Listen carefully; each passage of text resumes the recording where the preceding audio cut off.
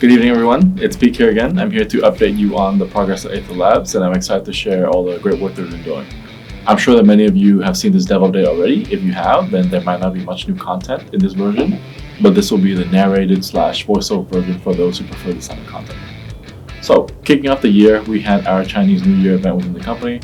I'm sure many of you know Chinese New Year is an important time for many Vietnamese people, and we've really been focusing on boosting team morale as well as working on company culture. And we've been hard at work updating our social media with better teasers and higher quality assets. Aside from that, moving forward, we've moved our domain from .xyz to .com.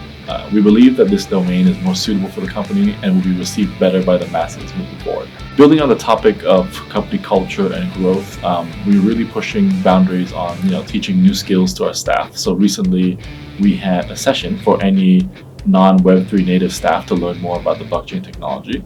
And aside from that, we're also really pushing to use generative AI to push the work speed of our fantastic art team. This is not to say that we're going to, be using AI art to replace the art team, but rather we're using it to streamline the art process. And we're hoping that by adopting this, we'll really speed up the production timeline for a lot of our art assets. Moving on to game development updates, you can see that the majority of the UI UX work is close to finalized. From character upgrade menus, which is a key part of a player's journey from level 1 to the late game, and also the crafting menu, where a lot of our future legendary weapons will be made. I'm really excited to wait for the screenshot of one of our community members getting that 1 in 1,000 weapon. Aside from that, you can see all the various game modes that are going to come. We've got a main mode, which is the story mode, as well as the mode after that, which is, can be considered the New Game Plus, or we refer to as the corruption mode, where the difficulty will be raised in a very different and dynamic kind of way. Aside from that, we also have the endless mode, as well as the PvPvE mode. And these diverse game modes are really going to be pushing players on acquiring roster depth.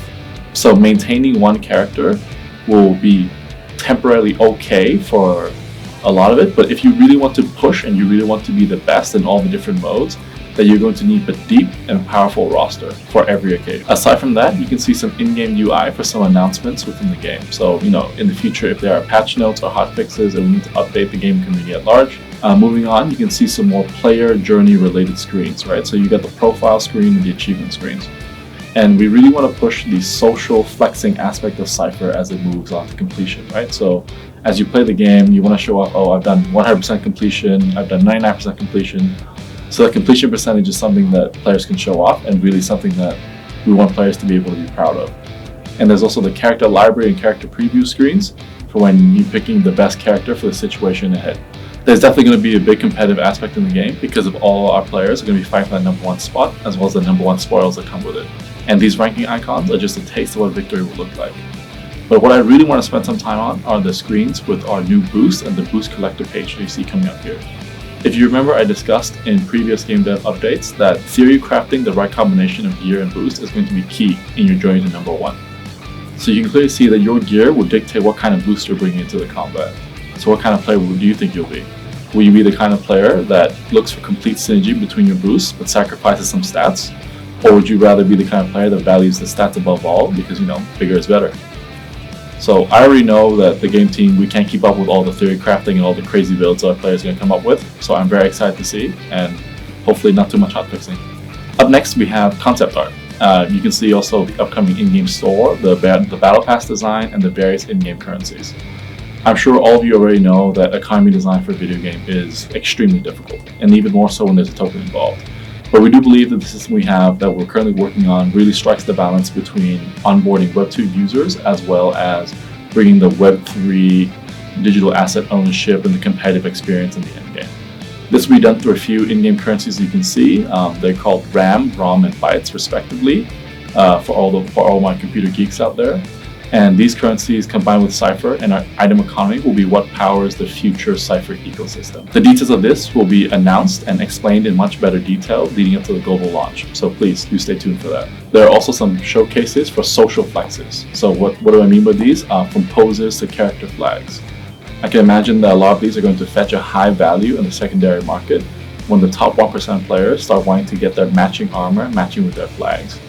Aside from that, you can see some game design stuff. You can see the concept art of Zendor, which I mentioned was the magma biome, and the various bosses that you can find in this area. And from the concept images alone, you can see that the boss fight in Zendor is going to be very complex. And our animation, our game dev team, are really putting in the work to make this boss fight one of a kind. So it's not going to be easy, and I'm really looking forward to seeing the first clear on our Discord. We also have some enemies from the Sarah biome. I don't think I've mentioned this biome before, but it's going to be the jungle biome, right? So it's going to be great for those of you who really like to get down and dirty and who really like the community. Moving forward, we are getting really close to our launch on the App Store, so you can see some images that we plan to use on our App Store page. I will give everyone a heads up before it goes live in the App Store, so please stay tuned for that. Lastly, regarding game dev, I wanted you to show off one of our core NPCs in the game. She's very stylish, very hip, and she's the one that's going to lead you through your journey in Siberia. So please look forward to meeting her. I'm sure it's going to be great. Moving into some more big picture updates, as you can see, our blockchain infrastructure is ready, and we're really looking forward to testing it in the near future when the soft launch goes live. We're also targeting 60 FPS for a lot of our mobile devices, so you can see all these optimizations in the slide. Aside from that, we have a few exciting updates. As previously mentioned, we're going to have the upcoming soft launch where it will go live in a few select regions, and before that, a more private playtest for everyone of those in the community. But I do want to make it clear that in the upcoming soft launch, the economy is not going to be live yet.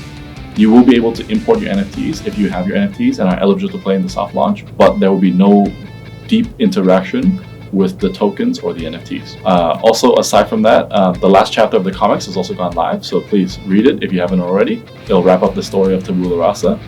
The Atlas is also currently being updated. It's going to be the one-stop shop for any new players moving forward in the future.